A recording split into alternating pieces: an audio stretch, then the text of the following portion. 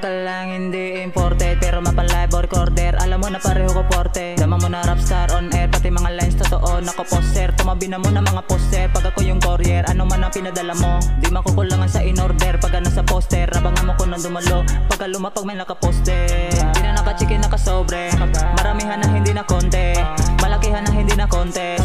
Suli ba itanong mo sa audience, kilala mo na agad sa boses, ibahin mo sa mga tolongges.